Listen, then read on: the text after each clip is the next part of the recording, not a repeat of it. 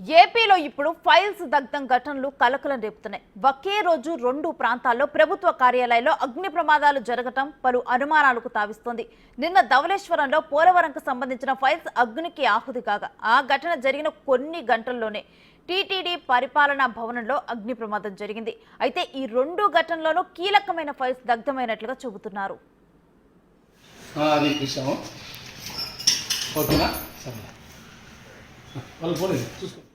TTD పరిపాలనా భవనంలోని engineering విభాగంలో అగ్ని ప్రమాదం జరగడంపై అనుమానాలు వ్యక్తమవుతున్నాయని తిరుపతి ఎమ్మెల్యే శ్రీనివాసులు అన్నారు.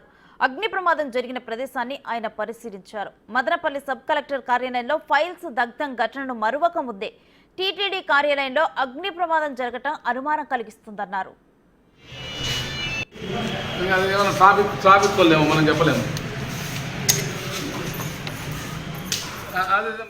ఇటీవల టీటీడీ ఇంజనీరింగ్ విభాగంలోని పలువురిని విజిలెన్స్ అధికారులు విచారణ చేసినట్లు గుర్తు చేసిన ఆయన అంతలోనే అగ్ని ప్రమాదం చోటు చేసుకోవటం వెనుక కారణాలపై లోతుగా ఆరా తీయాల్సిన అవసరం ఉందన్నారు. ఈ ఘటనపై ప్రభుత్వం చాలా సీరియస్ గా ఉందని చెప్పారు. తప్పు చేసిన వాళ్లకు చట్టపరంగా శిక్షిస్తామని స్పష్టం చేశారు.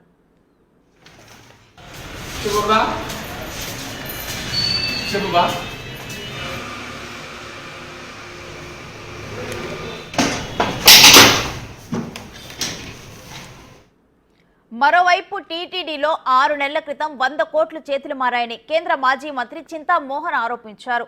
గత పాలక మండలి హయాంలో డబ్బులు చేతులు మారాయని తెలిపారు. సత్రాల కోసం 1200 కోట్లకు ప్రైవేటు సంస్థలకు కాంట్రాక్ట్ ఇచ్చారన్నారు.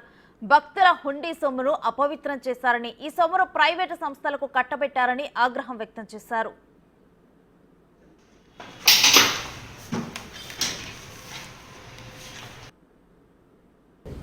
100 కోట్ల రూపాయలు డబ్బు మారింది కాంట్రాక్టర్ల చేతుల్లో నుంచి.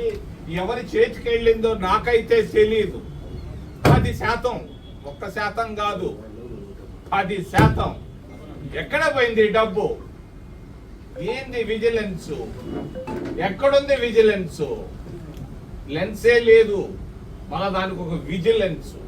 దరిద్రం. 100 కోట్లు ఏంది? పవిత్రమైనటువంటి డబ్బు 100 కోట్ల రూపాయలు కాంట్రాక్టర్ల. తిరుపతిలో గతంలో చోటు చేసుకున్న అగ్ని ప్రమాద ఘటనపై అనుమానాలు ఉన్నాయని పేర్కొన్నారు. వరుస ఘటనలపై టీటీడీ ఈవో విచారణ చేయాలని చింతా మోహన్ డిమాండ్ చేశారు. మొత్తానికి ప్రభుత్వ కార్యాలయాల్లో ఫైల్స్ దగ్ధం కావడంపై అనుమానాలు వ్యక్తమవుతున్నాయి.